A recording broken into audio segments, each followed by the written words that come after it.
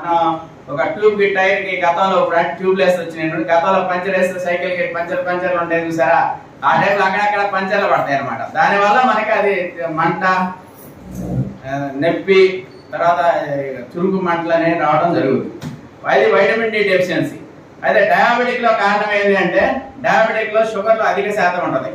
ఈ షుగర్ అధిక శాతం మెదడు మీద ప్రభావం చూపిస్తుంది. ఇది మెటబాలిక్ ప్రక్రియలో సార్బిటాల్ అనే ఒక రసాయన పదార్థం విడుదల అవుతుంది. షుగర్ కొద్దిగా ఉంటే నార్మల్ గా రిలీజ్ అవుతుంది, షుగర్ ఎక్కువ ఉంటే ఎక్కువ రిలీజ్ అవుతుంది సార్బిటాల్ అనే పదార్థం.